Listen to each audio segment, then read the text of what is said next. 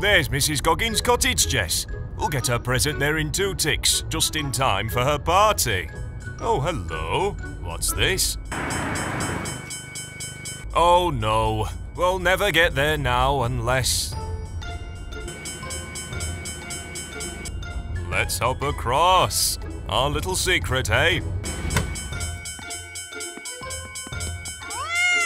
Come on, you silly moggy. I'll be late for my delivery, you know, and then you...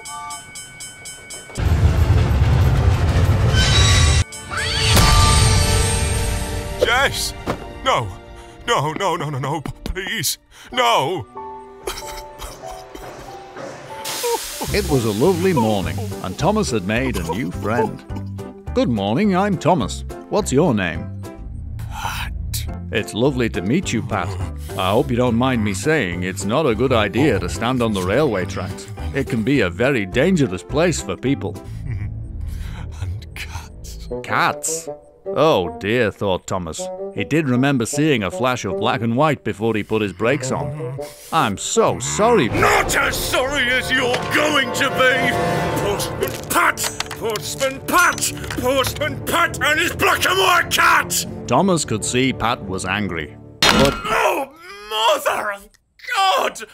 Ah! Thomas was very confused. The postman seemed to have forgotten that Thomas was made of solid steel. I've forgotten nought. But it looks like if I want to kick your shiny metal bomb, I'm going to need to put my back into it. First up to bat, Postman Pat! Thomas did feel sorry for the poor postman, but he didn't like being hit in the face one bit. Please stop, Pat. I know you miss your cat, but ow, said Thomas. Ouch, that actually hurt me, you crazy little human, said Thomas. The silly man had jabbed Thomas right in his eye. Oh dear, said Thomas. I didn't mean to... You don't seem to mean a lot of what you do, you big metal bastard. But don't you worry. There's more than one way to crack a nut!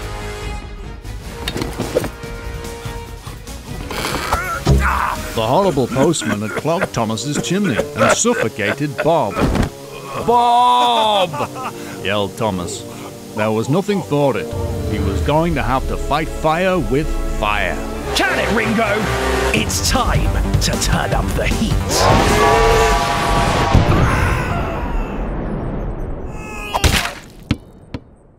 Oh, that looked painful. Well, that's what you get when you mess with a train, you crazy bastard! Later! Now, where does he think he's off to, eh? Oi, Alfie! Got a sec? Thomas was puffing along, happy that he'd lost that horrid little man once and for all. Ding ding! Next stop, bullets upon a van! I know it doesn't quite work, but eat lead, you chugging bastard! What the actual fuck? Said Thomas. Now, what's your language, Choo-Choo? That's hardly suitable for the little uns. Come to think of it, I think I've got just the thing to shut you up once and for all! Say goodnight, you shiny metal murderer! Thomas thought he was done for, when suddenly he heard a familiar noise. It's good to have friends in high places, thought Thomas.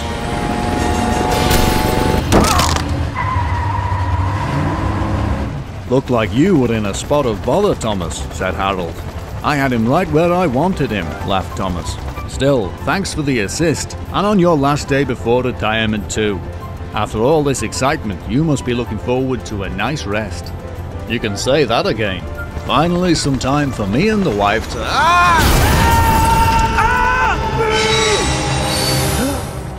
Whoops! Sorry! You weren't in, so I left a package with your neighbour. Harold, no! I'll kill you! Ha!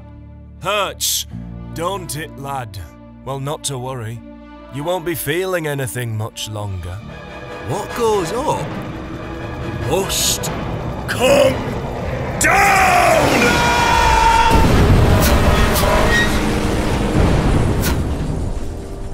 That's made Pat a really happy man.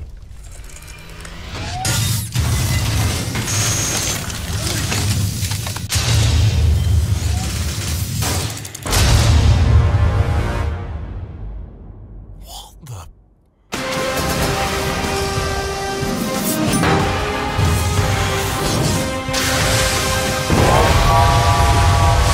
Well, you don't see that every day.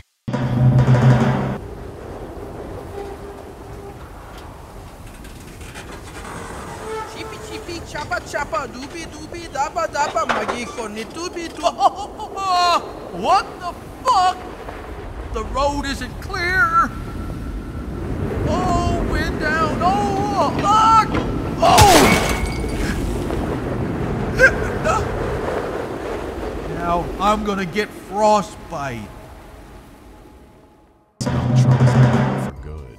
He would probably head into town next. And who knew what kind of destruction he'd cause? Mike couldn't just sit there and watch. Suddenly, he remembered the eggs he had stuffed into his mailbag. He remembered a story he had heard about what happened when Charles's eggs were taken to the ancient temple and destroyed. The energy would transform Charles into a bigger, deadlier version of himself. Maybe if Mike helped him transform, Charles could defeat Thomas. There wasn't much time.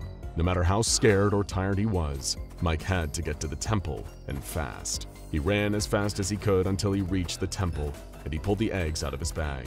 He hoped that this was the right thing to do. It wasn't like Charles was something he could trust. But as his grandma used to say, it's better to have the devil you know than the devil you don't. Charles was the familiar evil, and he would take that over Thomas any day. Mike placed the eggs into the temple prism, and a massive beam of energy shot out. Did it work? Only one way to find out. Mike arrived back at the scene of the epic battle between Thomas and Charles just in time to see Charles transform. He grew larger, red spikes growing out of his legs and red energy glowing all over his body. Thomas's glowing eyes widened a little bit, almost as if he was afraid, and he had good reason to be. The transformed Charles reared back and charged at his enemy, knocking into him hard enough to send Thomas flying back, crashing through the trees. Before he could even get up, Charles was over him again, attacking him and knocking him over, rolling Thomas over and over all the way back towards the mine. Mike followed, watching the powerful monster that was Thomas being thrown back and forth like a rag doll. Thomas tried to fight back, gnashing his teeth and scratching at Charles with his spider legs, but Charles had become too strong to even notice the attacks. He was focused on taking Thomas back to his lair. Mike couldn't figure out what Charles was doing, but he couldn't look away either. At the entrance to the mine, Charles suddenly stopped attacking, letting Thomas fall to the ground. Then, Charles grabbed Thomas and backed into the darkness of the tunnel, dragging Thomas's limp body as he went. Mike could just barely make out the sight of Charles opening his mouth and looked away as he heard the sounds of Charles devouring the other trained spider. Time to head back to town to collect his reward. But wait a minute. Without the eggs, how could he prove that he had been into the mine? He needed to go back in and grab another one, as much as he wanted to do anything else. Mike grabbed his lantern and his rifle and once again descended into the mines. This time, it didn't take him long to find the eggs. He took only one, wanting to get out of there as soon as possible. As soon as he turned to leave and hop back into the minecart, he saw Choo Choo Charles staring right at him. Charles looked at Mike and at the egg in his hand. The creature growled, scuttling towards Mike and putting himself between Mike and the minecart. There was no way out. This was it. But as Charles opened his mouth to devour Mike alive, the mailman had a sudden idea. He reached into his bag and pulled out the other muffin he had packed for the day. He held it out to Charles, just like he had in the forest, Charles stared at the muffin thoughtfully, sniffing it a few times. Mike sat the muffin on the ground and gestured for Charles to take it. The monster gobbled up the muffin, and a look of recognition came across his face. He tilted his head to the side thoughtfully, then stared at the egg in Mike's hand again. Mike put the egg back where he found it as Charles watched. Then he put up his hands in a gesture of peace. Much to his surprise, Choo Choo Charles began to back away, one slow step at a time. Then the creature turned and skittered off down the tunnel before he disappeared into the darkness once more. Mike hopped into the minecart and rode it back to the entrance, then stepped back out into the fresh air. What had just happened? Choo Choo Charles had caught him stealing an egg and trespassing in his lair, and he let him live? This was almost as strange as Thomas.exe and watching the two of them fight each other. Maybe Choo Choo Charles.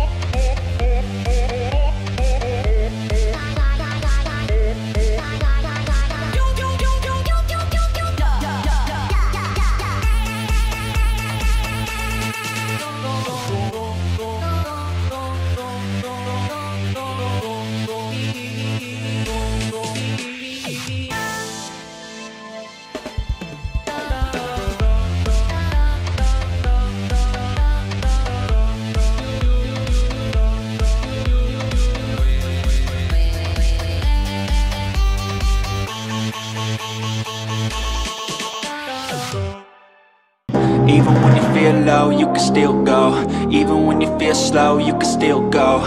Even when there's no hope, you can still go. I never answer to no, man, I still go. Go, go.